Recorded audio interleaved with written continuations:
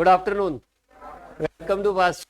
जो हमारा लेक्चर था रिग्रेशन का, रिग्रेशन में मैं रिवाइज करा देता हूँ, फिर आपके डाउट्स, और अगर डाउट्स कंप्लीट हो गए तो question bank, otherwise question bank कल की क्लास में।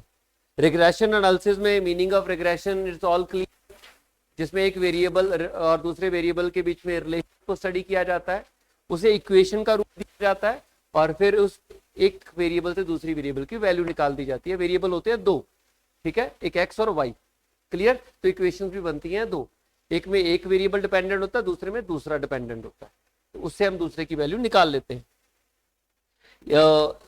एनालिसिस का मीनिंग वही है। उसके बाद टाइप रिग्रेशन में मैंने आपको बता दिया था कि रिग्रेशन की जो टाइप है वो कोरिलेशन की टाइप सेम है। अगर आपने वो टॉपिक पढ़ लिया, इसमें यही इंडिकेट कर रहा है कि variables are related, how they are related. तो कोरिलेशन में भी हमने यही पढ़ा था और रिग्रेशन में भी यही है, सेम है। रिग्रेशन इक्वेशन बनाई है, उसके दो मेथड्स हैं, एक नॉर्मल इक्वेशन से ए और बी की वैल्यू को सॉल्व करके, दूसरा रिग्रेशन कोएफिशिएंट से हम इक्वेशंस बना सकते हैं।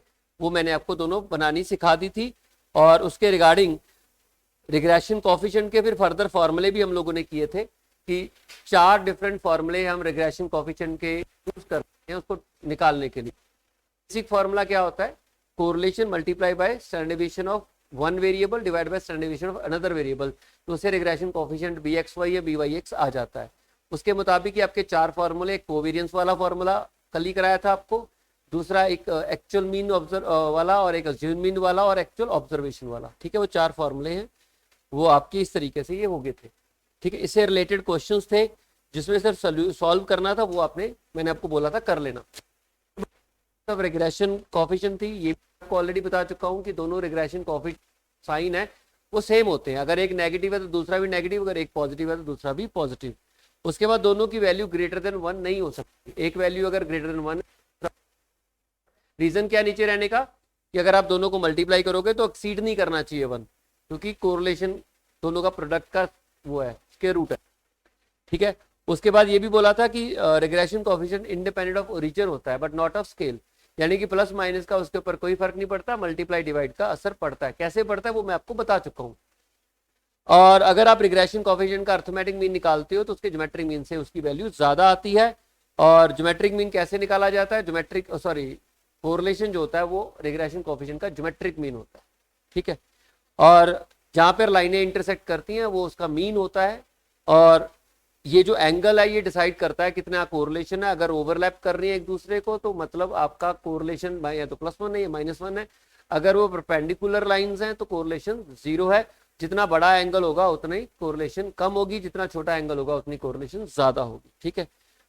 स्टैंडर्ड एरर ऑफ एस्टिमेट मैंने आपको थोड़ा सा आइडिया दिया था कि क्या होता है। स्टैंडर्ड एरर का मतलब होता है कि जब आप एक वेरिएबल से दूसरे वेरिएबल को कैलकुलेट कर रहे हो और जो एक्चुअल ऑब्जर्वेशन होती है उनके साथ जब आप कंपेयर करते हो, मतलब जो आपने इक्वेशन के थ्रू वेरिएबल की वैल्यू कैलकुलेट की और जो आपकी एक्चुअल ऑब्जर्वेशन है, उन दोनों में जो डिफरेंस आएगा उसे हम बोलेंगे एरर, ठीक है। एरर को मेजर करने के लिए स्टैंडर्ड एरर ऑफ एस्टिमेट का कंसेप्ट है, इसका फॉर्मूले मैं आपको ऑलरेडी बता चुका हूं। उसके बाद ये एरर जितना बड़ा होगा उतना आपकी डिस्पर्शन ज्यादा होगी, उतनी रिलायबिलिटी कम होगी। जितना एरर छोटा होगा उतनी डिस्पर्शन कम होगी और रिलायबिलिटी ज्यादा होगी, एक्यूरेसी ज्यादा होगी, ठीक है। उसके बाद ये वाला मैंने जाते जाते बताया था, एक explained variation and unexplained variation. हालांकि ये मैं बता चुका हूं आपको, कोरिलेशन में जो वेरिएशन डिपेंडेंट वेरिएबल की वजह से आती हैं, इंडिपेंडेंट वेरिएबल की वजह से, वो आपकी एक्सप्लेन्ड वेरिएशन है। जो अदरवाइज वेरिएशन वेरिएबल में आएंगी वो अनएक्सप्लेन्ड है, क्लियर।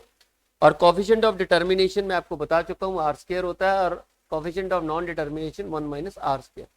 अब बताइए आपके डाउट्स क्वेश्चंस में हैं या कंसेप्ट में है? आइए फिर क्वेश्चन के कर लेते हैं।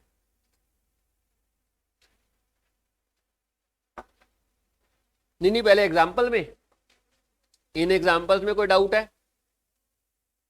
ये सारे हो गए हैं।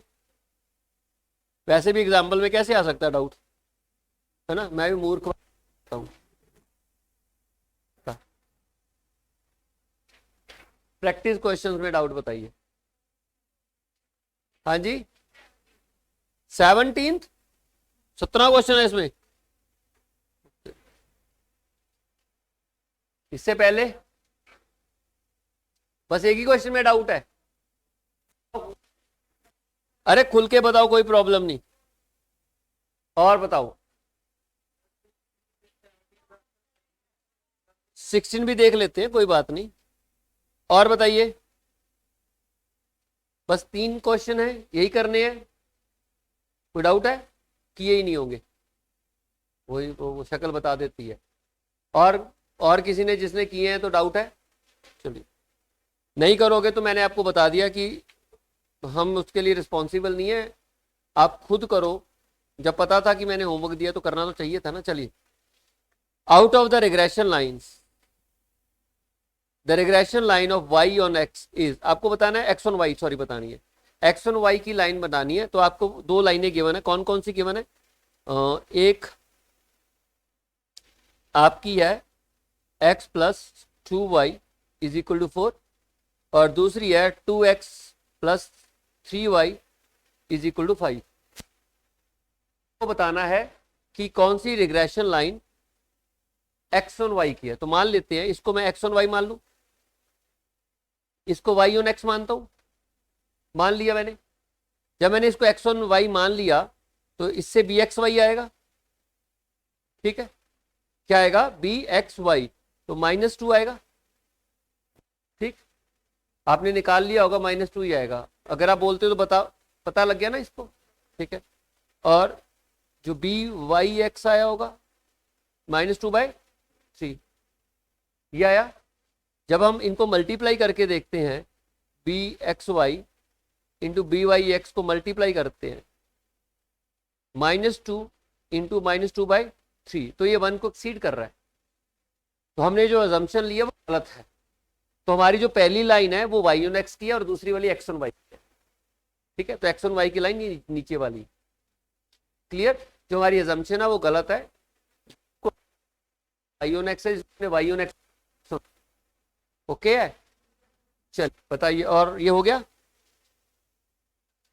उसके बाद आपने सीधा मेरे से डाउट पूछा 16 क्वेश्चन का। ठीक है, for a group of 8 student the sum of square of difference in rank in English and French marks were found to be 14। What is the value of rank correlation? Rank correlation का question है, 0.523 answer. ठीक है, ये तो rank correlation का question है और answer इसका 0.523 है। लास्ट टाइम ठीक किया था, इतना ही है। ठीक है, 16 भी हो गया। डिस्कस, चलिए। Okay, find the most likely price of children. Most likely price of children chicken, children. मेरे को ना वैसे पढ़ा नहीं मैंने सोचा चिल्ड्रन का प्राइस पूछ रहा है, तब देखा कि चिकन का पूछ रहा है। तो जिनका दिमाग ज्यादा, तो वो दिमाग तेज दौड़ता है और आंखें पीछे रह जाती हैं। तो मेरे केस में वो वाला केस है। ठीक है, कि आंखें पीछे हैं और दिमाग आगे निकल गया। तो आंखें तो बेचारी अभी प्राइस पर ही पूछ रही थी, तो मैं चिकन पर, तो पढ़ा तो है नहीं, तो चिल्ड्रन पढ़ लिया। सी दिखा तो चिल्ड्रन। ऐसा अक्सर हो जाता है जब मैं पढ़ता हूं। Find the most likely price of chicken in Delhi corresponding to the estimated price of 135 per KG इन बॉम्बे। यानी कि 2 है, एक बॉम्बे का चिकन का प्राइस है, एक दिल्ली का चिकन का प्राइस है। लेट, मैं दिल्ली के प्राइस को x मान रहा हूं और बॉम्बे के प्राइस को y मान रहा हूं, चिकन का प्राइस है। ठीक है, कहते हैं ये पूछ रहा है कि अगर ये वाला 135 है, यानी कि x ऑन y बनाना पड़ेगा, x ऑन y बनाना पड़ेगा ना। मतलब मुझे प्राइस किसका ढूंढना है? दिल्ली का। यानी कि दिल्ली का प्राइस चिकन बॉम्बे के प्राइस पे डिपेंड कर देता हूं। ठीक है, तो एक्स ऑन वाई की इक्वेशन बना लेते हैं। और एक्स ऑन वाई की इक्वेशन बनाने के लिए x is equal to A plus b y चाहिए। अब आप तो या तो नॉर्मल इक्वेशन सॉल्व कर लो या रिग्रेशन कोएफिशिएंट और मीन देख लो। तो क्वेश्चन में क्या दिया हुआ है? मीन गिवन है, तो इक्वेशन तरीका बता दिया उसने। कहता है the mean price of Delhi chicken in Delhi and Bombay is 98 पर केजी एंड 105 पर KG and the standard deviation of 5 and 9 and coefficient of correlation. ये देखो, रिग्रेशन कोएफिशिएंट निकालने का भी दे दिया। तो आइए इसको सॉल्व कर लेते हैं। अब आप देखो, उसने पूछा है प्राइस इन दिल्ली। इसको मैं एक्स ट्रीट कर रहा हूं, ये क्वेश्चन में गिवन नहीं है, ठीक है। और प्राइस इन बॉम्बे, ये क्वेश्चन में 135 kg चिकन का प्राइस है, ठीक है। तो इसका मतलब मुझे प्राइस दिल्ली का पता करना है, और किसके प्राइस से निकालना है, बॉम्बे के प्राइस से। इसका मतलब मैं एक्स ऑन वाई की इक्वेशन बना लूं। वाई इंडिपेंडेंट है, एक्स डिपेंडेंट है। जब मुझे ये वाली इक्वेशन बनानी है तो एक्स ऑन वाई की इक्वेशन बनाने का तरीका ये होता है, मीन और रिग्रेशन कोएफिशिएंट दिए हो, इस तरीके से आपका इक्वेशन बन जाती है। एक्स मतलब बॉम्बे का प्राइस को मैंने एक्स ले लिया ना, और सॉरी दिल्ली के प्राइस को एक्स लिया और बॉम्बे को वाई, तो एक्स माइनस दिल्ली के प्राइस का मीन कितना है, 98। और b x y are standard deviation of x standard deviation of y, Y minus, और आप बताइए बॉम्बे का प्राइस की मीन है, ये है एक्स माइनस 98, आर कितना 0 into standard deviation of X और standard deviation Y, Y minus, ठीक। अरे सुनो, इसको सॉल्व करने की जरूरत नहीं, सीधा इक्वेशन बन गई है, फर्दर सॉल्व करने की जरूरत नहीं है, सजाने की क्या जरूरत है, सीधा प्राइस, हाँ जी। तो अभी पुट करेंगे ना, इक्वेशन तो ये होगी ना, पुट कर लेते हैं, ठीक है। तो x is equal to 0.75 into 5/9 y 135 minus 105 plus 98, निकाल लो, सॉल्व कर लो, है 110.95, चेक कर, आंसर जो मर्जी लिखाओ, इसको पुट करके हो क्या आया, बस यही आंसर है।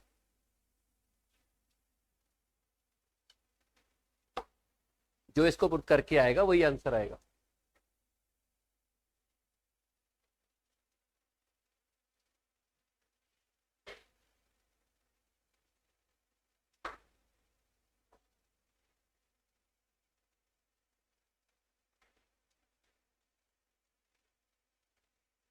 कोई डाउट है जी, यहां तक पूछो, समझ आया ना किया कैसे, ये तो क्लियर है ना।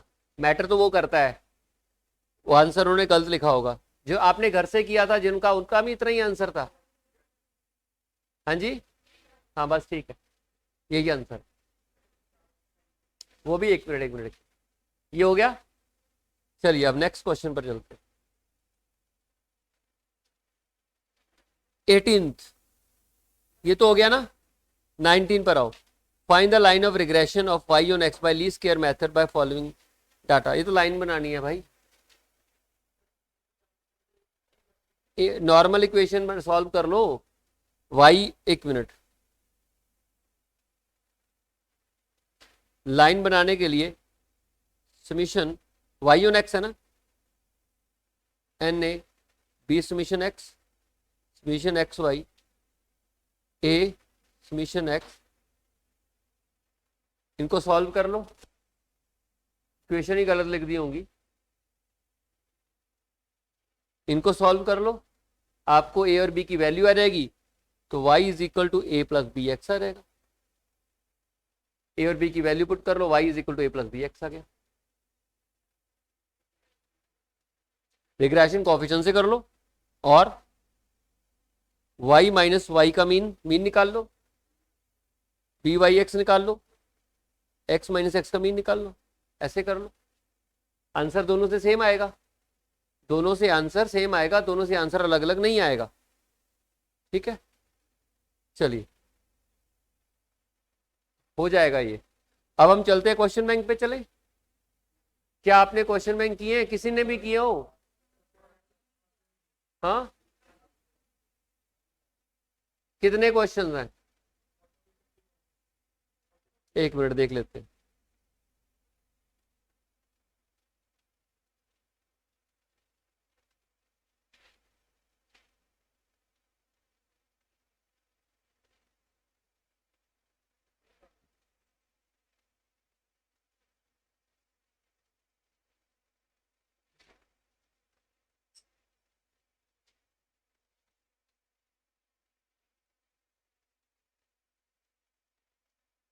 48 है।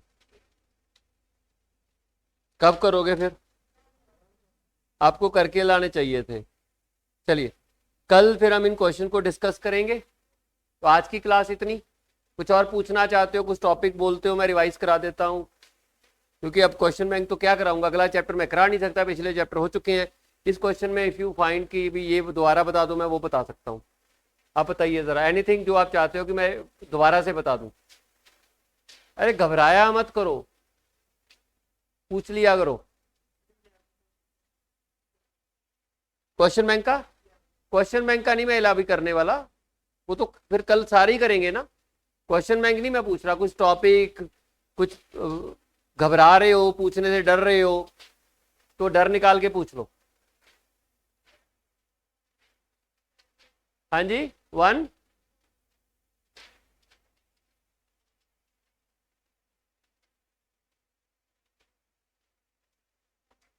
154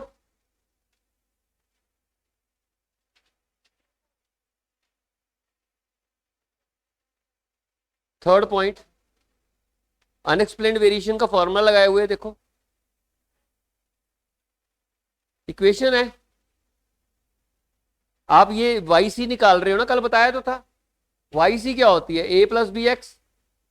इक्वेशन बनाई है ये। अच्छा ये 3 पता लग गया कैसे आया?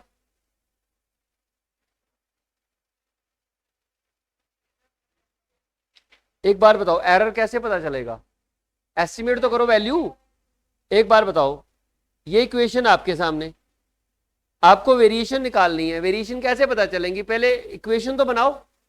जब आप इक्वेशन बनाओगे टोटल वेरिएशन ऑफ वाई की वेरिएशन निकालनी है, तो y is equal to A plus B x की इक्वेशन बनानी पड़ेगी आपको इस डाटे से, ठीक है। और फिर आप x को पुट करोगे, y की वैल्यू आएगी। उसके बाद आप डिफरेंस निकाल देखोगे कि जो ओरिजिनल वैल्यू है, जो आपने एस्टिमेट किया, उसमें डिफरेंस कितना है, इसे तो वेरिएशन की वैल्यू आएगी। ये देखो ना, ये इक्वेशन बनाई है इन्होंने। कौन सा रिग्रेशन कोएफिशिएंट का इस्तेमाल किया? रिग्रेशन कोएफिशिएंट का इस्तेमाल करके आपने इक्वेशन बना ली, y का mean plus b Y x, x minus x का मीन। इक्वेशन बन गई और उसके बाद आपने वैल्यू पुट कर दी है, देखो। और आप चेक करो, इसका वैल्यू 0 आएगा। मैंने बोला था टोटल वेरिएशन 0 आती है। ये आपकी एक्चुअल ऑब्जर्वेशन है, ये आपकी एस्टिमेटेड है। जब आप इक्वेशन में पुट करके वैल्यू निकालते हो ना, तो एस्टिमेटेड वैल्यूज आती हैं और ये ओरिजिनल वैल्यूज हैं। जब आप इन दोनों को कंपेयर करोगे, स्टैंडर्ड का यही तो बात कर रहे हैं, ठीक है। डिफरेंस है, ये 0 आ गया।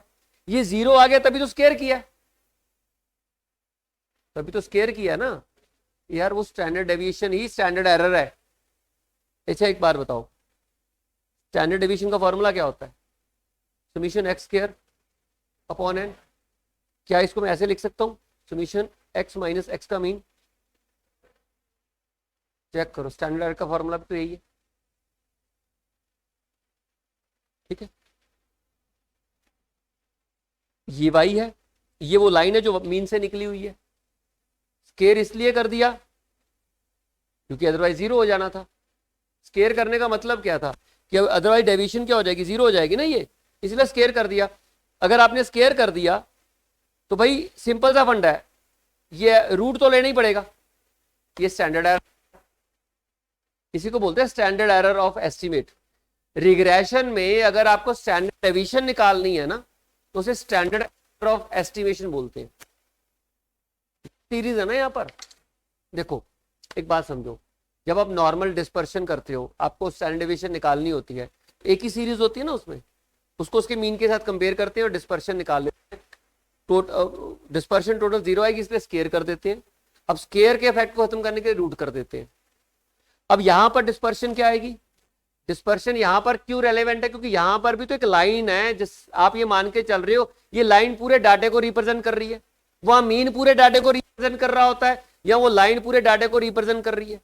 तो डिस्पर्शन तो चेक करनी पड़ेगी ना, अभी करती भी है कि नहीं करती है। एरर तो चेक करना पड़ेगा। तो हमने एरर चेक करने का फंडा क्या होता है? इक्वेशन में वैल्यूज पुट करके चेक कर लो। जब आपने इक्वेशन में वैल्यू पुट की थी, ये देखो, यहां पर अगर आप इक्वेशन में वैल्यू पुट करते हो तो ये इक्वेशन में वैल्यू पुट की, आपकी ये वैल्यूज आ गई, ये आपकी ओरिजिनल वैल्यूज हैं, ये आपने जो पुट करके निकाली है। तो दोनों का परसेंट निकालोगे तो कैसे चेक करोगे, डिफरेंस देख लो। जब आपने डिफरेंस देखा तो ये डिफरेंस आ गया, आप तो घबरा गए कि लाइन तो रिप्रेजेंट ही नहीं कर रही है। आपने चेक किया तो डिस्पर्शन जीरो आ गई, तो आपने जीरो कैसे आ गई, लाइन तो रिप्रेजेंट कर रही है, साइन की वजह से जीरो आ गई। फिर आपने क्या कर लिया, उसको स्केयर कर दिया, स्केयर करके ये ले लिया, और क्योंकि स्केयर किया है तो बाद में रूट ले लिया, एवरेज डिस्पर्शन निकल गई। तो एवरेज डिस्पर्शन बेसिकली और स्टैंडर्ड डिस्पर्शन, एक स्टैंडर्ड डेविएशन एक ही चीज है। स्टैंडर्ड डेविएशन नॉर्मल डाटा की होती है, ये स्टैंडर्ड एरर रिग्रेशन में होता है, जहां पे एक वेरिएबल से दूसरी वेरिएबल को निकाल रहे हो। ठीक है, फॉर्मूला याद करने की भी जरूरत नहीं है। एक करवा दूं ये वाला, क्या हो गया, अनएक्सप्लेन्ड वेरिएशन। क्या जो ये वेरिएशन आई है उसमें कितनी एक्सप्लेन्ड है, एक्सप्लेन का मतलब कितनी उस फैक्टर पे डिपेंडेंट है जो जिसपे वो डिपेंडेंट है।